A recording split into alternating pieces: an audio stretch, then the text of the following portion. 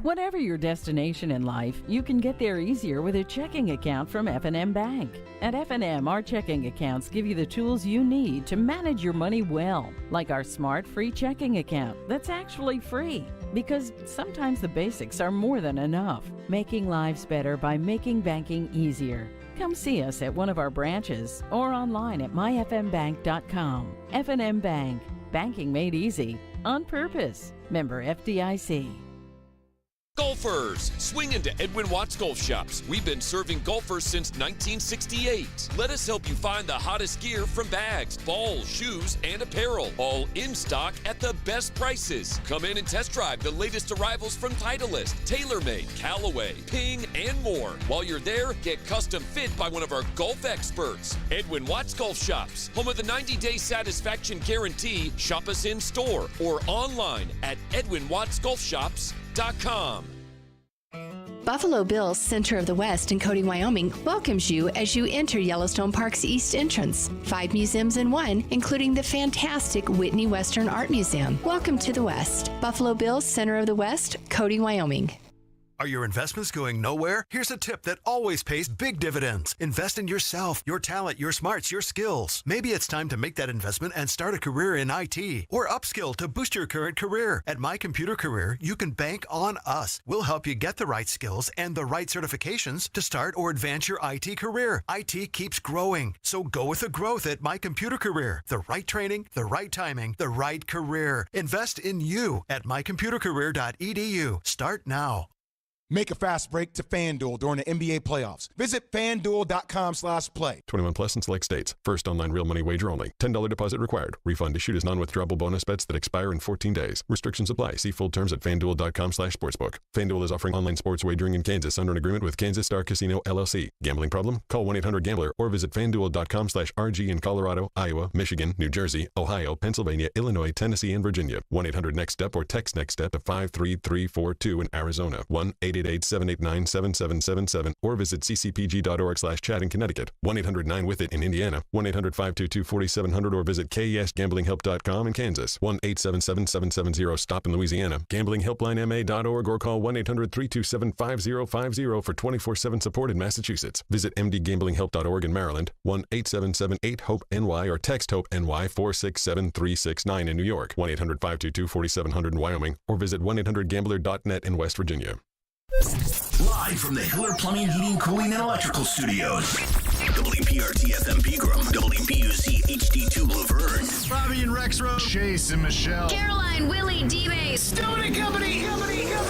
Nashville's best sports talk. Crank it up. 102.5 and 106.3. Cranks it, he scores. On both sides of the one big possession. Touchdown, Middle Tennessee. The Game. A Cromwell Media Station.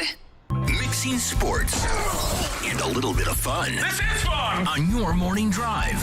This is Robby and Rexrode. With Robby Stanley and Joe Rexrode. Presented by TJ Anderson Homes of Benchmark Realty. On Nashville's best sports talk. 102.5 and 106.3 The Game. And on the Game Nashville app. Ladies and gentlemen, it's showtime.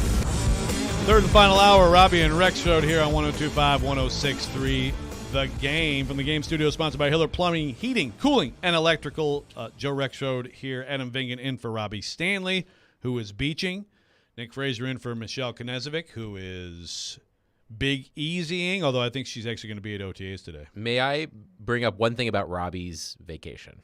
Okay. So Robby tweeted out a picture yesterday of Buc-ee's, which is as my understanding is a very popular convenience store. Oh, I've never been. Buc-ee's, I've never been, but I've seen people wear Buc-ee's T-shirts, and that's a certain type of devotion to wear the T-shirt of a convenience store. Now I understand, being from the Mid-Atlantic area, I'm a big Wawa guy. Yep. So I get the appeal of there's sort of this. This is not that. I like Wawa too. What is Buc? Tell me about Buc-ee's. I need to know why it's so popular. Tell him, Joe. Tell him, please. So basically, and I'm pretty new to Buc-ee's.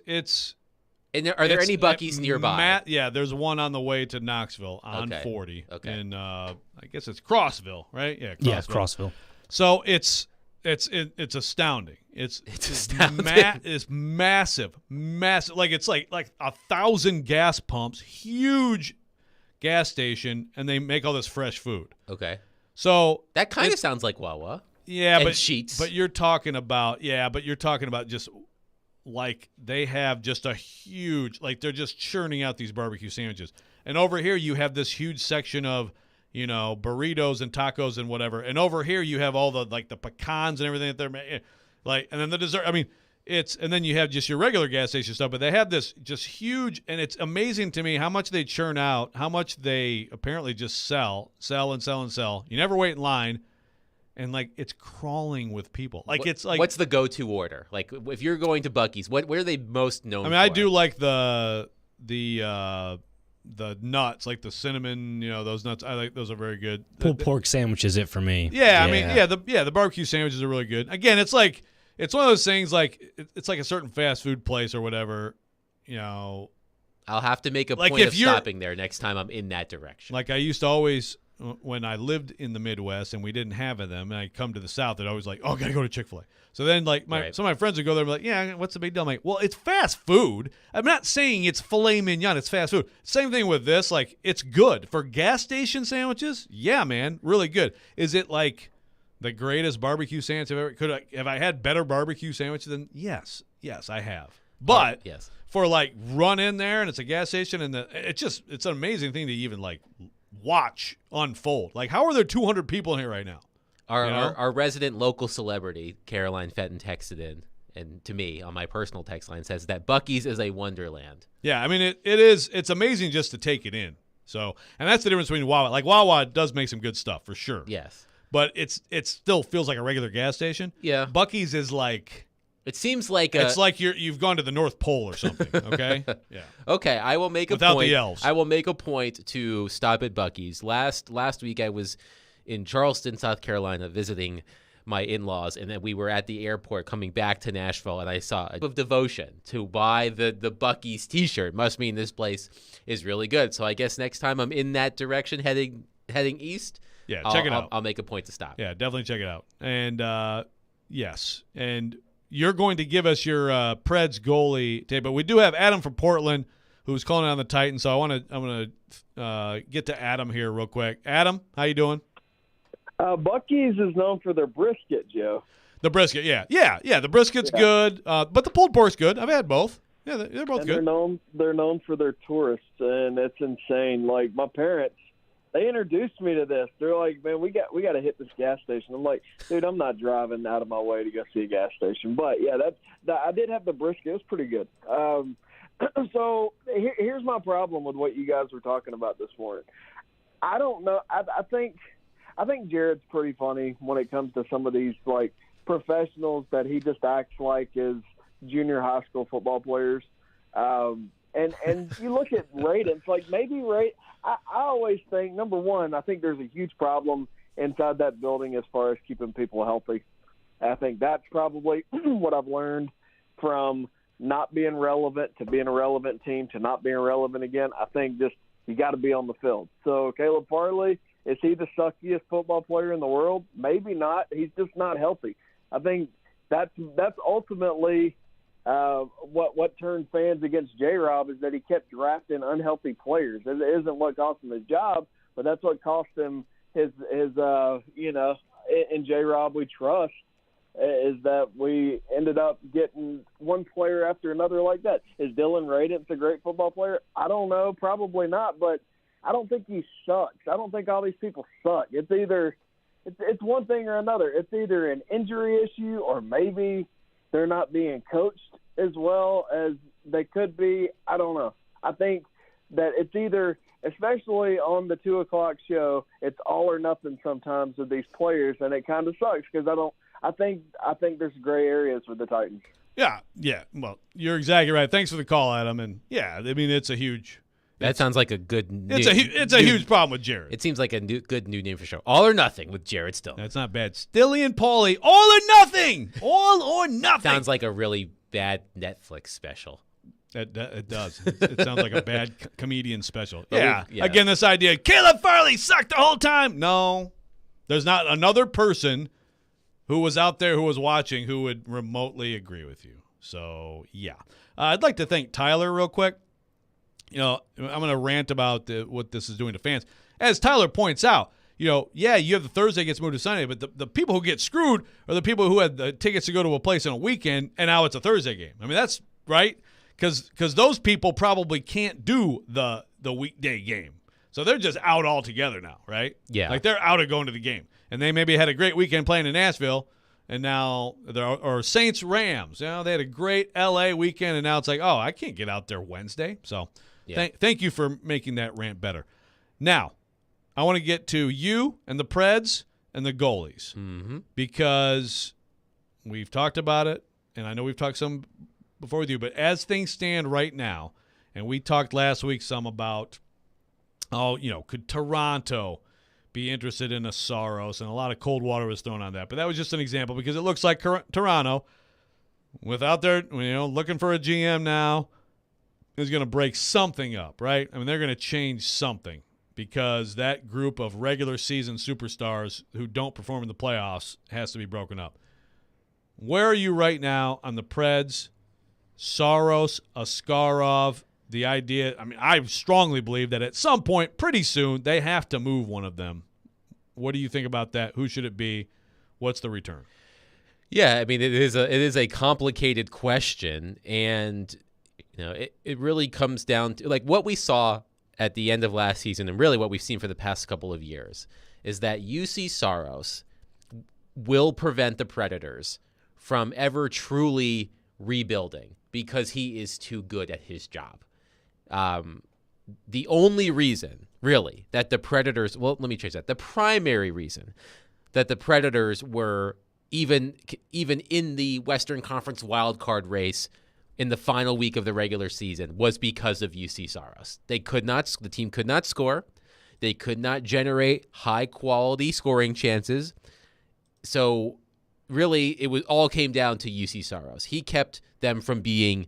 Well, they were a lottery team because they missed the playoffs, but they like a real quote unquote real lottery team, like one that would have had a chance to get the number one pick in the draft. He's the only reason, the primary reason that they are in that position. So, it is hard to find a comparable trade. I did some research last night because I knew we would be talking about this, and it was hard for me to find a trade that would offer a blueprint of sorts for what a UC Saros trade could look like.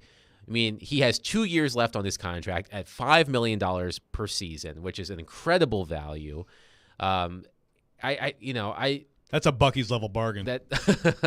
There's that Buc-ee's spot. We need to get this Buc-ee's sponsorship or something. Mm-hmm. Anyway, UC Saros, it's hard to believe he's 28 years old. It seems like just yesterday he was starting his NHL career. He's pushing 30, and I think he's going to be a good goaltender for a long time.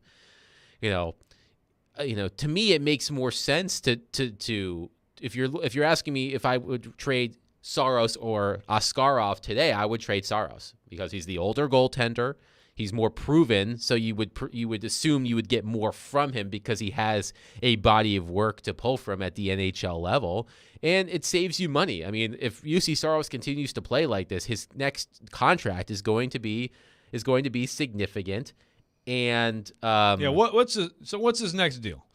Let's just say he's here.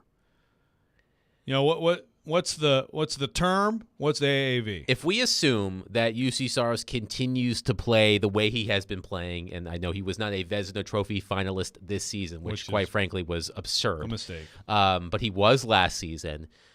I'm thinking at least 7.5 to 8 would be a cap hit for UC Saros. I think I'd have to look at the other comparable goalies and their current cap hits, but off the top of my head, I'm thinking you're looking at a $7.5 to $8 million. And the way things time out for him, what do you think the term is on that? I mean, he's not. He'll be an 8-year deal. He'll be 30 or 31.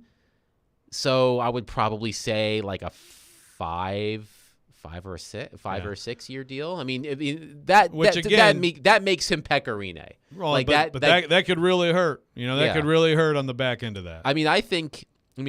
I think if he has another fabulous season and you can trade him with 1 year left on his deal next year, I think that might be the best case scenario. And I think that's the most likely scenario. But I talk about it now because I don't know what's going to materialize this offseason. Like something like absolutely irresistible could all of a sudden be placed before Barry Trotz. And I'm skeptical that, I mean, I'm guilty of this as well. We've talked about what they could get for UC Saros. I don't think they're getting a Tanner Jeannot-like return. Like, I just don't see – there's just not a precedent, I don't think, for this type of move with a goaltender. I mean, maybe – well, the league – look, this is like right now – and which is funny to say, a Tanner Jeannot-like return. Yeah, that's quite a – but it's a good comparison. Yes. It's a heck of a return. Well, and this year is definitely one of those – oh, yeah, you don't need a great goaltender to make a run years, right? I mean, obviously, you mentioned Bobrovsky. I mean, he's been a great goaltender in this league, but not late. Like, but the teams that were needing to lean on their goaltending to get here, they're out. Right. So and the one team that the best goalie remaining in the NHL in the Stanley Cup playoffs is Jake Ottinger, which is saying something. He's great, but he's struggled in this series. He's been struggling lately. Yeah. So, you know, not that GMs are all just going flavor of the month, but it's probably not helpful. No. So, all right, when we come back, we'll talk more about this. UC Saros, Yaroslav Askarov, possible deals. And I'd like to let you know, Robby and Rexrode is presented by TJ Anderson Homes of Benchmark Realty. Call TJ's team to see why they are referred so often. More on the Preds and goalies. Robby and Rexrode, 102.5, 106.3 The Game. The postseason is here. Whether it's the NHL Stanley Cup playoffs or the NBA, we have you covered on Nashville's best sports talk, 102.5 and 106.3 The Game and the Game Nashville app. Baseball fans, your home for the best baseball action is 102.5 The Game and 94.9 The Fan with the ESPN Game of the Week and the Nashville Sounds. It's all brought to you by Superbook Sports, the #1 sports book in Vegas. Download the Superbook app today. Now through Memorial Day, get fantastic deals at Electronic Express. Get an LG 75-inch 4K TV for just $699 or a Frigidaire 4-piece kitchen package for $21.99. Electronic Express has huge savings in every department: computers, appliances, 4K TVs, smart home, furniture and mattresses, and more. Don't miss out on an Acer gaming monitor for just $129 or an HP 14-inch laptop for only $199. Get up to 3 years free financing throughout the entire store. Electronic Express. We make it happen. If you're hiring, it can feel like you're trying to find a needle in a haystack. You can hope the right person comes along, or you can just use ZipRecruiter. And now you can try it for free at ZipRecruiter.com/radio. In fact, ZipRecruiter has helped a lot of business owners find their needle in a haystack, like Marco, president of operations at Telly Tires and Auto Centers. Because Telly Tires has grown a lot in the last few years, Marco needed to hire everyone from a receptionist to a store manager to a head mechanic. ZipRecruiter helps me find all the right people, even the most difficult jobs to fill. ZipRecruiter helps me keep my business running. Take it from Marco and millions of other businesses who've used ZipRecruiter. ZipRecruiter can help you find the needle in the haystack. See why 4 out of 5 employers who post a job on ZipRecruiter get a quality candidate within the first day. And right now, you can try ZipRecruiter for free. That's right, free at ZipRecruiter.com/radio. That's ZipRecruiter.com/RADIO. ZipRecruiter.com/radio. ZipRecruiter, the smartest way to hire. Adult education in Tennessee. It's more than just a diploma. It's a path to a better life. It's a way to help you communicate more effectively. From high school equivalency classes and testing to English as a second language and college prep courses, there's no shortage of opportunities to enhance the lives of you and your family. Adult education in Tennessee. It's more than just a diploma. Go to tnworkready.com to unlock your maximum potential. Brought to you by Tennessee Adult Education, the Tennessee Association of Broadcasters, and this station. Discover credit cards automatically double all the cash back you earn at the end of your first year, which means... Wait, hold up. Question for the audio engineer. Go ahead. Did I read that right? Discover automatically doubles all your cash back? Yeah, that's what the script says. So if I get a Discover card right now, I can earn twice the cash back. Apparently. Wait! Unlimited first-year cash back match. Only from Discover. See terms and learn more at discover.com/match. We try to stay cool by being on social media. I'm with it. I'm hip. Follow us on Twitter at 1025 The Game and on Instagram at 1025 The Game Nashville. Hey! Oh, yeah. And like us on Facebook, too. You're listening to Robby and Rexrode. It's part of this nutritious breakfast. Presented by TJ Anderson Homes of Benchmark Realty on 102.5 and 106.3 The Game and the Game Nashville app.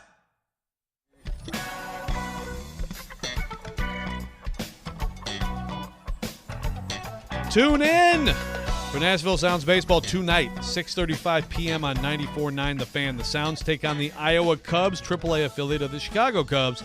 Sounds Baseball, 94.9 The Fan, presented by 312 Pizza, Farm Bureau Health Plans, and Family Leisure. Welcome back in, Robby and Rexrode, here on 102.5, 106.3 The Game. Joe Rexrode, Adam Vingan, Nick Frazier, talking Preds, talking goalies, talking trade possibilities. Okay, so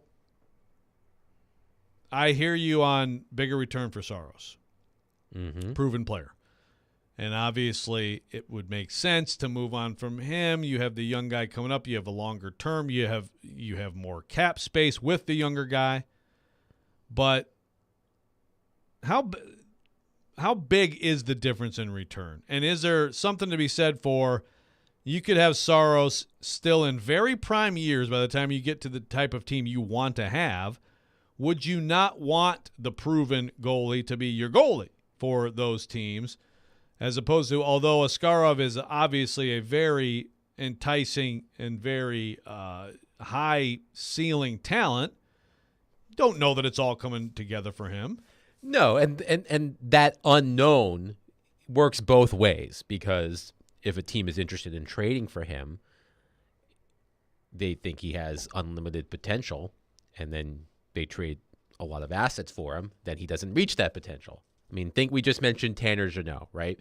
Tanner Jeannot that trade still to this day, shocks me, the amount of assets that the Predators got back for Tanner Jeannot. And I shock you more than the Granlund deal? Because that one still blows me away. I mean, you should hear the takes from Pittsburgh on that trade. They're, one of the worst trades in franchise history level for that. The fact that the Predators were able to get a second-round pick out of Mikael Granlund without having to retain any salary was a stroke of genius by David Poile. But Tanner Jeannot fetching that much, all of those draft picks and Cal Foote. It was a sight to behold, and Tanner was a non-factor for the Tampa Bay Lightning, not just in the postseason, but the regular season too. Now, he was hurt at one point and missed a few games, but he did not provide that level of they acquired him, the Lightning did, hoping that he would be like Blake Coleman and Barclay Goodrow before him, that third line guy who makes a huge difference. It just never worked out that way. But when I think about UC Saros, I think about Pekka Rinne 10, 12 years ago. Those teams, the early 2010s teams of the Nashville Predators, the teams that played Vancouver in the playoffs, the team that played Arizona or then Phoenix in the playoffs, those teams really had no business going as far as they did. But Pekka Rinne was outstanding, and we came to know that was just who Pekka Rinne was, and that's why the guy has a statue outside of Bridgestone Arena now. I feel like if the Predators are serious about really rebuilding this team, as I said before, UC Saros is going to prevent them from doing that because he's too good. Like that. So trade him now. I would not be against it, but if a team gets 2 years of cost-controlled UC Saros at the level he's playing at, maybe you do get a haul back that changes the trajectory of the franchise and change. And it's just, I was trying to think of recent trades involving goalies of a certain stature, and there really aren't that many. The two I always talk about are the trade that Arizona made with Colorado to get Darcy Kemper, right, and the trade that Colorado made with the Rangers to get Alexander Georgiev. And those trades did bring back some assets. I think there was a first-round pick involved in the Kemper trade, and I think Georgiev brought back 3 draft picks, but none of them were first-round picks. I think it was Saros is better than those guys, right? But it's just there's just not a precedent, a recent precedent to say if they trade Saros right now, this is what they're likely to get. I don't have. There's just goalie trades like that are rare, so it's just hard to handicap what the Predators would get in return. So we had Mike Zeisberger on last week, who, by the way, is just an absolute delight. Love Zeiss. Makes me Zeiss looks like he looks like a Bond villain. He's tall. He's got the slicked back hair. He's a big guy, like a broad guy, so he's a just super kind Bond villain, killing you with kindness. Yes, no, great guy, Mike 007. Zeisberger, but he looks like God, was it Jaws? Jaws, yes, he looks a little bit like Jaws. Anyway, yeah. So he and I say that lovingly with all due respect. Yes, but great guy, Mike Zeisberger. He threw cold water on. I heard him say that. Yeah, yes. on the Saros for Nylander. But what about like that level of forward? Like not quite. I mean, how would you compare Nylander as a forward to, say, a Forsberg?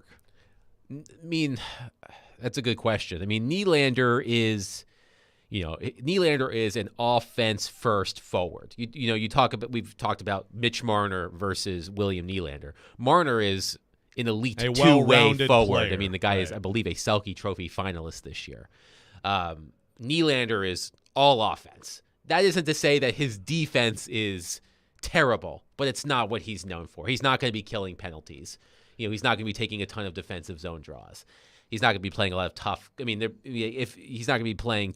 He's not going to be that line you match up with the other top line to shut them down. Is he going to get you 80 points if he isn't surrounded by some of the talent he's surrounded by in Toronto? I think Nylander is a good enough player that he could still get 80 points if he was on this team.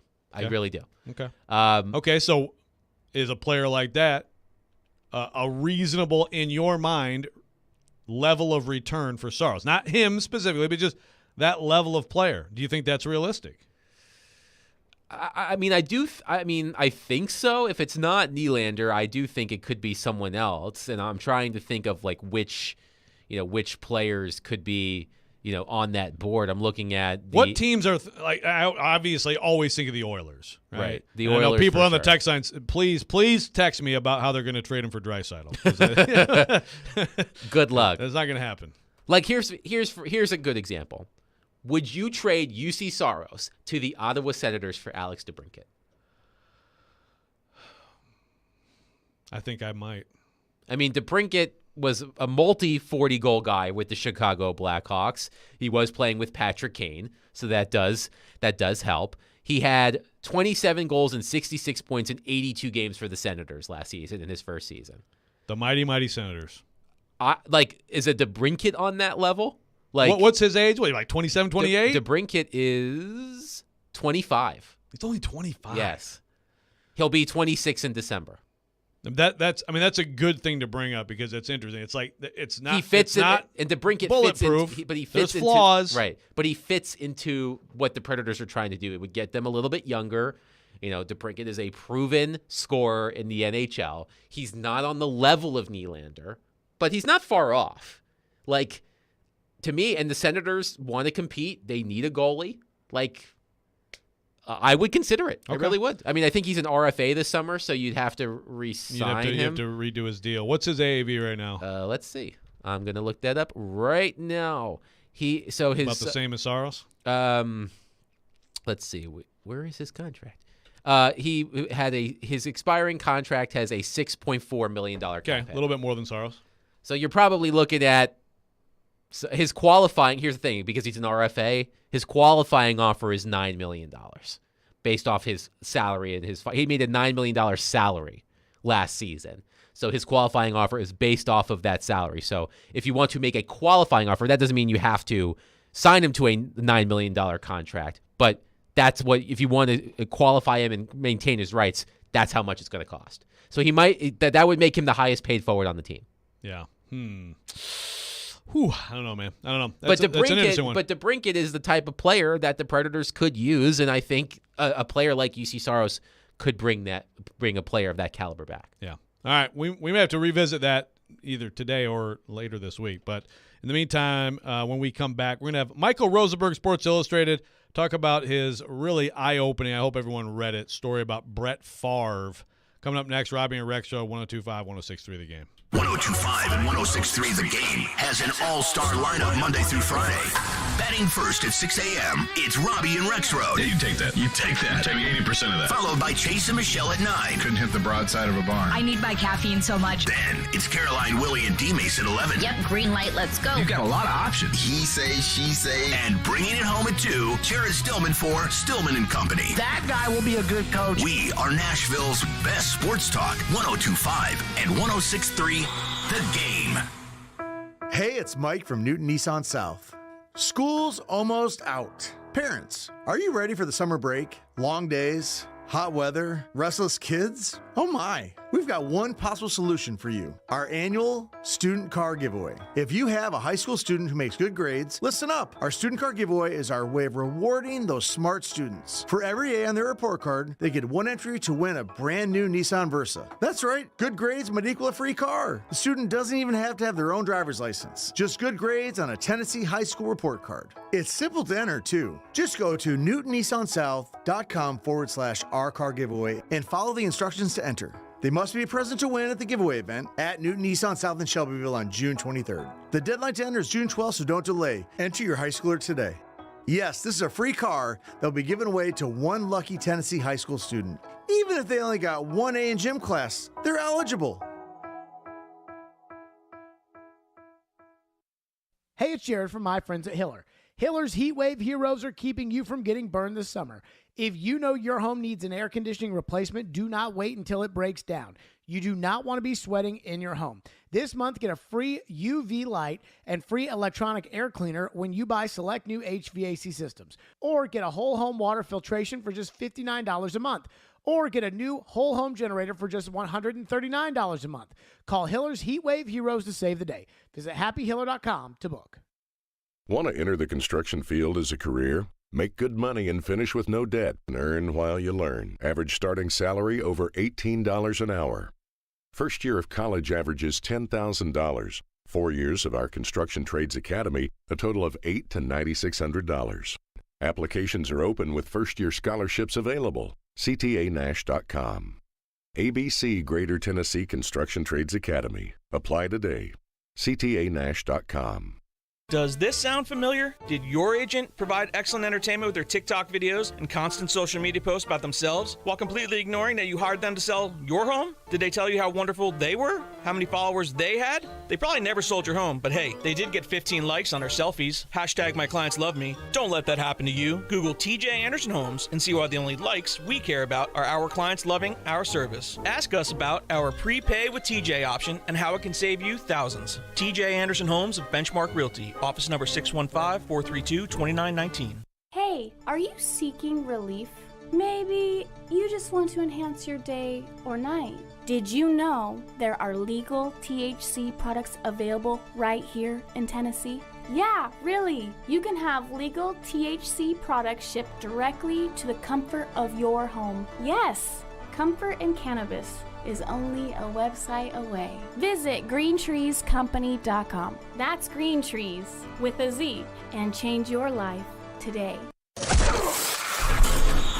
A show that lives and breathes sports. Focus in, focus in, focus in. From the SEC. Credit to the Alabamas, the Georgias, and the Ohio States of the world. To the Preds. They've been in a lot of really tight games, but they're not winning enough of them. To the Titans. He's talking about what this franchise has built over the years. Caroline, Willie, and D-Mace. What is this? Check it out. Weekdays from 11 to 2 on 102.5 and 106.3 The Game and the Game Nashville app.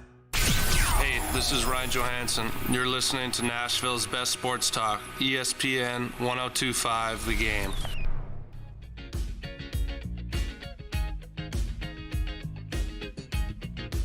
Welcome back in, Robby and Rexrode, 102.5, 106.3 The Game. Very excited to welcome in our next guest to talk about an extensive piece he has done on the Brett Favre welfare scandal in Mississippi. Good friend of mine for a long time, Michael Rosenberg, Sports Illustrated. Before I bring in Mike, I just want to say, there are a lot of people who I admire in this business, but Michael, who I've known for a long time, he's one of those people who I get mad sometimes when I read him because it's like, how the heck did he come up with that? I could never possibly do that. So there you go. Michael Rosenberg, welcome to the show. How are you, my friend? I am as great as I was an hour ago when you told me I was going to be on. Listen, I've only lived in Central Time Zone for 7 years. Okay, I told Michael, I'm like, yeah, we'll have you on at 8:30. Well, he lives in Michigan. That's on Eastern Time Zone. So I screwed it up. I've had many people mess up the time zone of Michigan over the years. I did not think you would be one of them, but that's all right. We love you. Listen, I mean, in this state, we have two. Like, if you go to Knoxville from here, it's Eastern. We're in Central. And by the way, Vingan, I mean, you can attest to this. Central Time Zone is pretty amazing, right? It's pretty great. Yeah. Everything comes on an hour earlier. Yeah, and as we advance in age, it's very handy. But, Mike, again, thanks for being here, man. I really appreciate it. And first of all, I just want to ask you, on this story, how does this one rate in terms of time spent reporting and length of story for you in your career? Because it is an exhaustive job you've done here on Brett Favre. I like that. Yes, that's always a good way to judge your work, by sheer volume. I will say this: it was about as complicated a story to figure out for me as anything I can remember working on. I'm not a big fan of this. I work so much. I read through these files, this many files, talk to so many people. I mean, it's our job, right? So you shouldn't really be like bragging about doing your work, but it was just hard to get a handle on it. It was a very confusing scheme with sort of a lot of in some ways it was simple, but there were just so many different characters, and figuring out how it all fell apart and why and what the laws actually were and trying to make it a readable story. It was challenging, but that's why we're here. Do our best. So what, I mean, clearly, reading this story, I mean, Brett Favre, over and over again, I mean, and you have the quote, of course, the former U.S. Attorney Brad Piggott. The quote from him is, quote, Brett Favre's repeated demands for this grant money were certainly the driving force. We're talking, $8.3 million of welfare funds directed to these projects.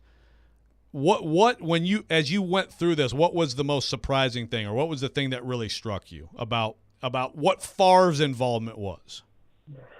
It was really interesting just sort of to see like how he dealt with people, and why. Like you have this question, I think, as you read it, of like reading his text, like, is he desperate? Like, why is he so kind of obsessed with this? And obviously you'd be getting in someone's head. It's hard to know exactly. I mean, my perception of Brett Favre over the years, from being around him a little bit and just being in sports and watching and all that, and being in journalism, is just like highly competitive, right? What do we say about Brett Favre? Highly competitive, never quits. Like, we've seen that, right, in his football career, refuses to back down, fearless. Like, this is the same guy we've always seen, right? And so some of those traits seem to come through in what he was doing. And this has been a problem in Mississippi with welfare spending since, for 30 years, maybe longer than that, with these particular funds.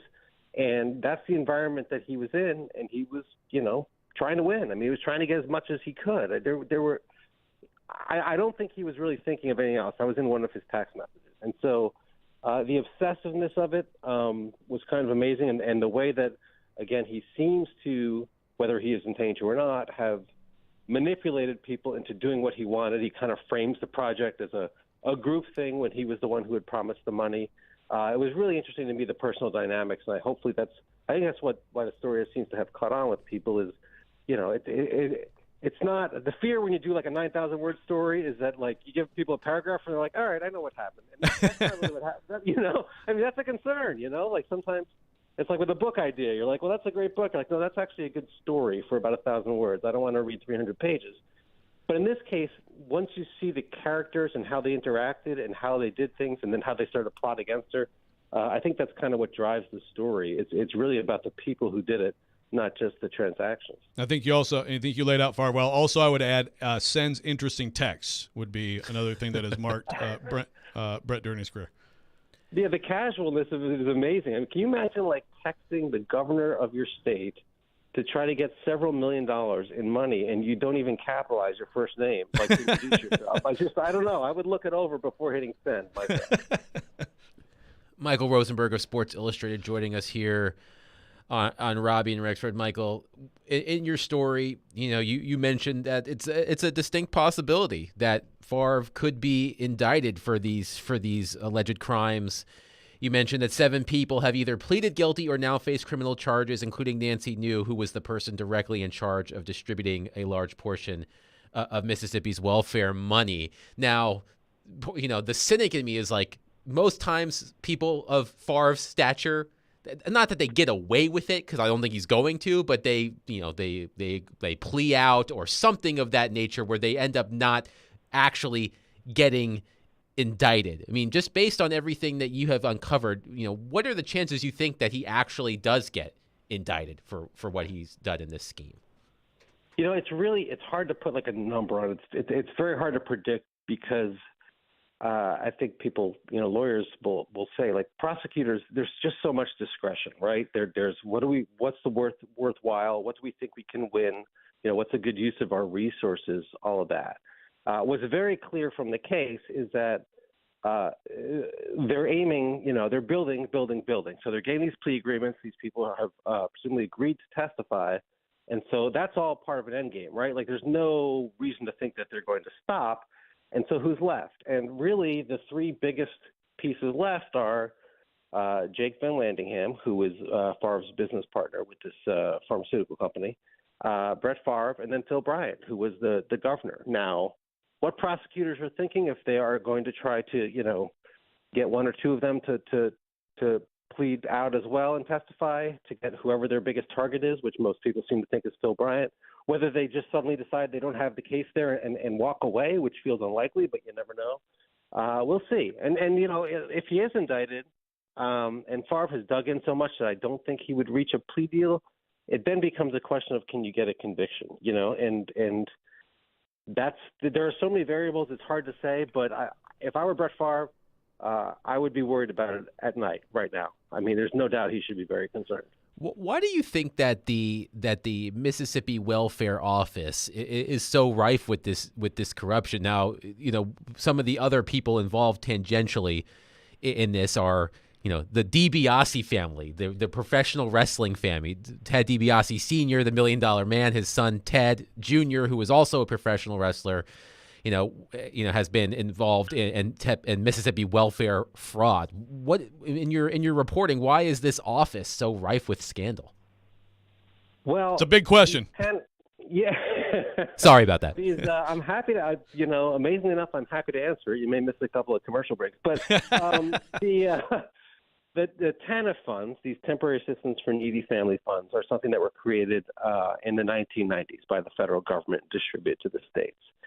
And Mississippi was one of the states that really kind of bristled at sort of the expansion of this welfare state from the beginning. And they've never distributed well.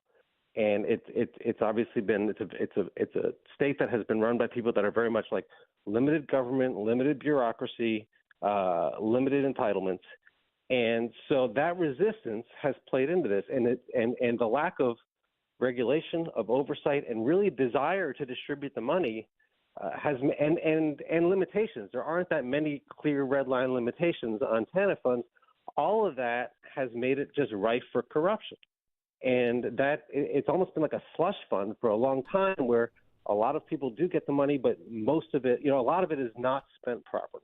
And one of the interesting things to me about this story is, if you are a diehard liberal that just believes government should be doing more and more to help the poor, or if you are an ardent libertarian who wants the most limited government you can have, either way, you should really be outraged by this. You could also argue it proves your point either way. I mean, this is because you have a governor that's ostensibly saying we don't want to waste money, and then he's going off and wasting money, right? And so that's not a good outcome for anybody, no matter what your political beliefs are. And so that, I think, is it's really sort of largely even beyond Brett Favre and Phil Bryant. It's what happened in Mississippi to me is what can happen in any state or with any government that is dominated by one party. There's just no checks and balances. There's no repercussions. And I'm not saying like it's one party or the other, but when you have one party and they don't have to answer to anybody, I mean, the Mississippi legislature still, to this day, has not really addressed the underlying problem, which is that they don't distribute welfare money properly because they don't want to deal with it because it doesn't look good for the ruling party. Michael Rosenberg, Sports Illustrated. Hey, thank you so much for spending time on this. It's an incredible story. I mean, the way you finish it, as you do a lot of things, man, it really wraps it up pretty in a compelling way. Everyone should read this story at SI.com. Michael, it's great to talk to you. Whichever time zone we're in, it's always great to catch up with you. Appreciate it, my friend. We'll talk to you soon. We've been in many time zones at Olympics and things together. Always a pleasure. Thank you so true. much. Thanks, buddy. Michael Rosenberg, Sports Illustrated. Everybody check out this story about it. Is the reporting is exhaustive. It's called SI's Brett Favre on the Brett Favre welfare scandal investigation. Favre was, quote, the driving force behind this situation. It's very eye-opening, and it is I'm with Mike. I mean, I think that Brett Favre should be very concerned right now. And when we come back, we'll react more to this and talk a little bit Titans OTAs. Robby Rexrode, 102.5, 106.3 The Game. He knows the ins and outs of the Titans and isn't afraid to give his opinion. Traylon Burks needs a massive offseason. He's Jonathan Hutton of Outkick. I don't see how they make a move without going to Ryan Tannehill. Catch him every Monday at 10:30 on Chase and Michelle, and every Wednesday at noon on Caroline, Willie, and D-Mace. Hutton is on 102.5 and 106.3 The Game and the Game Nashville app. Get ready for the power of Godsmack on their new world tour. With special guest, I Prevail. Tonight, First Bank Amphitheater. Featuring songs from their new album, Lighting Up the Sky. On sale now. Buy tickets at LiveNation.com. Part of the Farm Bureau Insurance Concert Series. Buy tickets at LiveNation.com. How can a half-carat diamond magically grow into a 2-carat diamond? With Genesis Diamond's 110% diamond upgrade guarantee. Our trade-up policy is the best in the United States. That's Stasia at Genesis, explaining how if you buy a diamond today and want to trade it in for a bigger one next year, Genesis always gives you back your original purchase price plus an extra 10%. We will gladly give you every single penny you paid for the diamond plus an extra 10%, which is amazing. No one does that. As a real-life example, take Stasia's customer Paul. When he first started, he got a half-carat, and then as he became more successful, we rewarded him. He came in and he got a 3/4 carat, and then he's traded for a carat. I'm sure I'll see him this year for a carat and a half. As they grow and change and become more successful, their engagement ring can grow with them also. And there's no catch, no minimum trade-up requirement, and it works on diamond studs and diamond pendants as well. You get every single investment dollar you put into the diamond, you will get an extra 10% towards the new diamond. Genesis Diamonds and luxury pre-owned Rolexes. You can trade as many times as you wish. Continuously voted best jewelry store and best place to buy an engagement ring. Green Hills and Cool Springs. Texting enrolls you in recurring automated marketing text messages. Consent not required to purchase. Message and data rates may apply. Leaving for the gym so early? I'm ready to go. Since you started taking Nugenix Total T, you've been acting like when we met in our 20s. I feel like myself again. Lower testosterone after turning 40 slowed me down. Nugenix Total T has been a game changer for me. What is it about Nugenix Total T that's different? Well, it's a patented key ingredient called testofen. It boosts free and total testosterone to help you get back the drive and energy from your youth. It's backed by 5 clinical studies. I've seen the huge difference it's made for you in the gym, at work, and in the bedroom. I'm so glad I sent them a text for my complimentary bottle. Text HUNK to 321321 right now for your complimentary bottle of Nugenix Total T. Nugenix is the #1 selling testosterone boosting brand at GNC and Walmart. Do it now, and we'll also send you a bottle of Nugenix Thermo X, our newest, most powerful fat burner ever. Absolutely free. Text HUNK to 321321. That's HUNK to 321321. At Navy Federal Credit Union, our members are at the very heart of our mission. That's why this Military Appreciation Month, we thought you might want to hear a special thank you message from your friends and family. I want to give a shout out to my brother Will, who's currently serving as a major in the Army. Happy Military Appreciation Month. Hi, I'm wishing my pops, retired Colonel Stephen Sheehan of the United States Marine Corps, a happy Military Appreciation Month. And from all of us here, happy Military Appreciation Month. Commitment connects us. Navy Federal Credit Union. Our members are the mission. Insured by NCUA. You're listening to Robby and Rexrode, presented by TJ Anderson Homes of Benchmark Realty on 102.5 and 106.3 The Game and the Game Nashville app.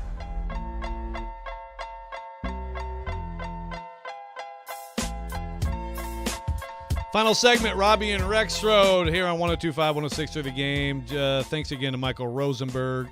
I think the best sports writer in America. I probably should have said that when we had him on the line. I think you buttered him up enough. Well, but I actually think he might be the best sports writer in America. But certainly this story you wrote about Brett Favre, I mean, it's long. Like you said, I mean, 9,000 words is like you've got to make the investment. But I would invite anybody to do so. It's like he said, like if once you read the whole thing, like all the text and everything, I mean, Favre, first of all, the driving force does not begin to say it. Like he did all of this.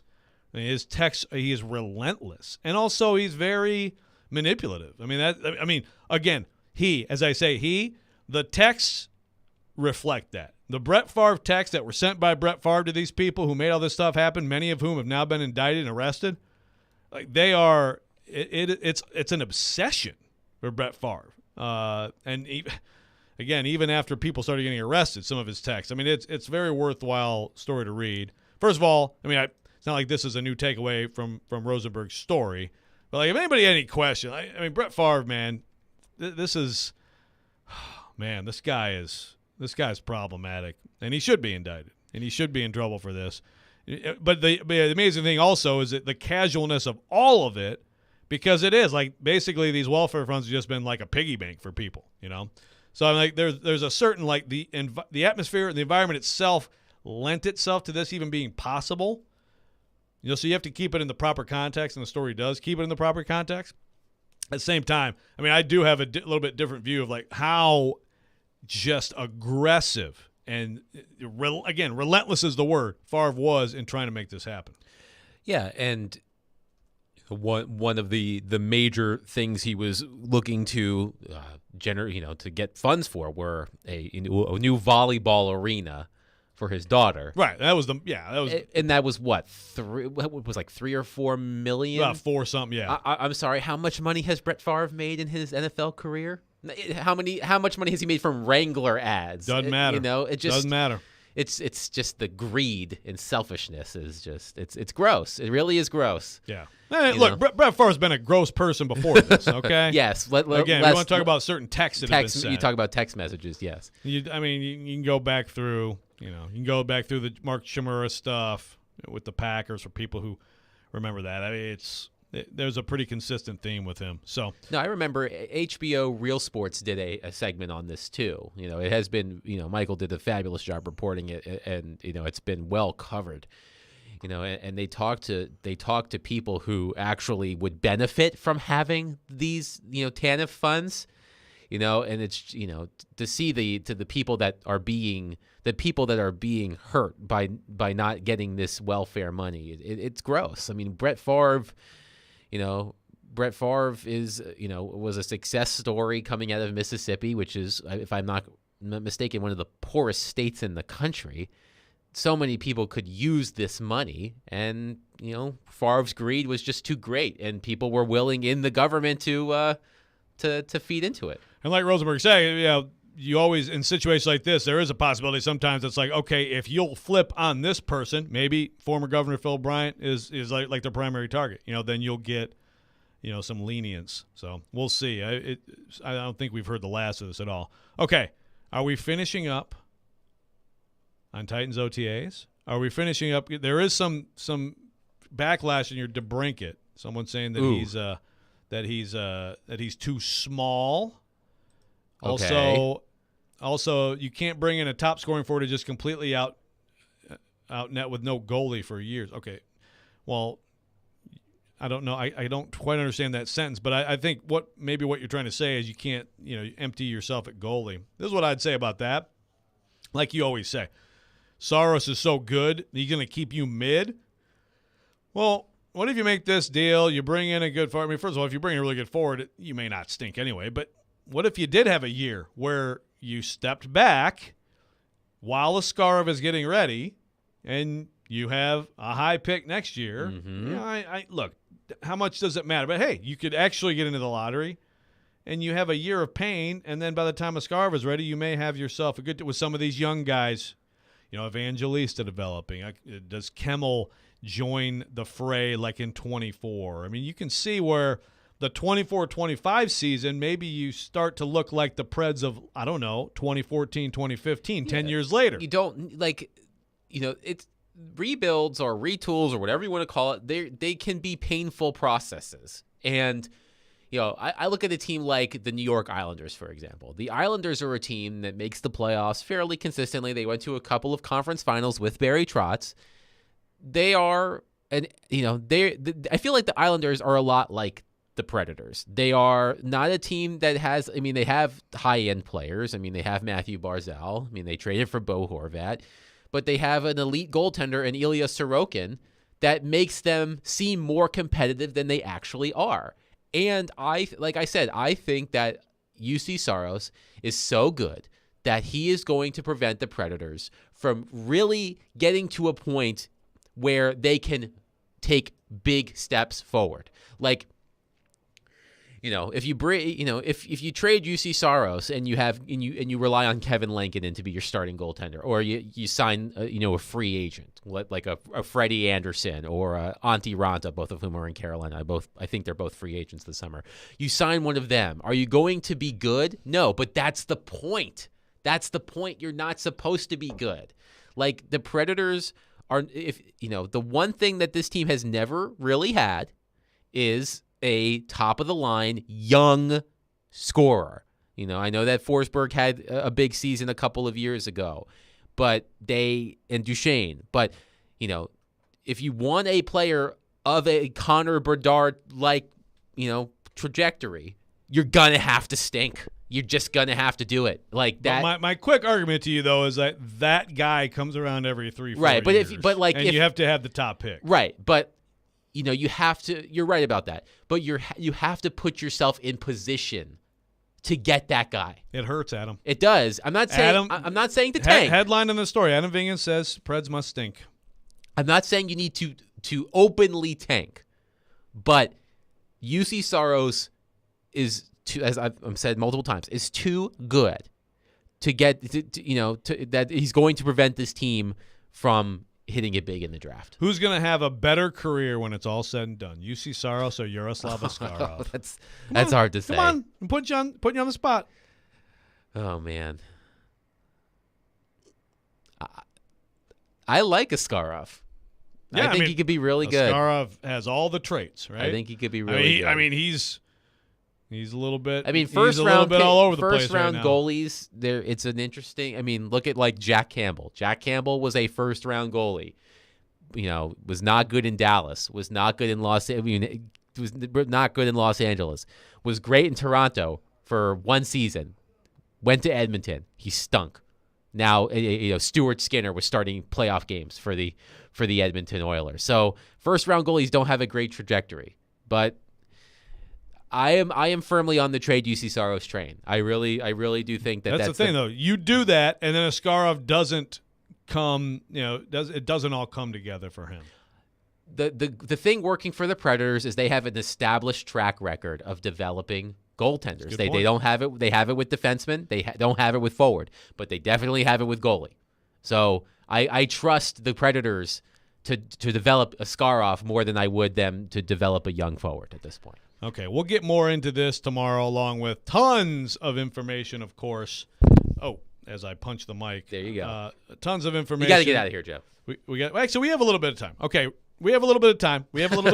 I'm wrong. Teased you. I'm on the wrong, again, just like with Rosenberg, I'm on the wrong time zone, okay? So, real quick before we go,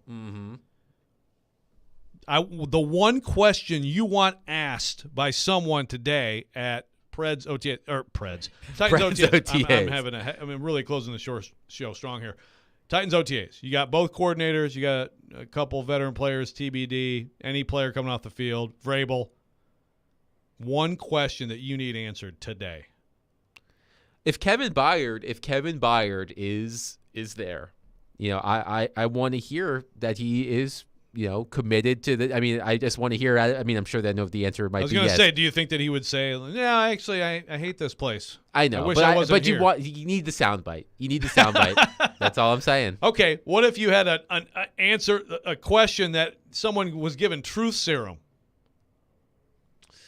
How much was the pay cut? that you were asked to take? That's actually pretty good.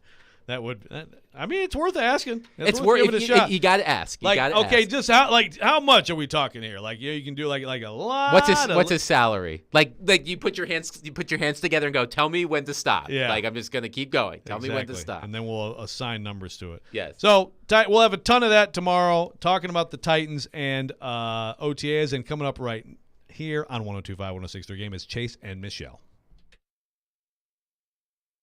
Every day we are live and local. Most people pick them to make the playoffs before the season even started. And your source for Nashville sports. He can still wait for 5 more games before he makes that decision. We are Nashville's best sports talk, 102.5 and 106.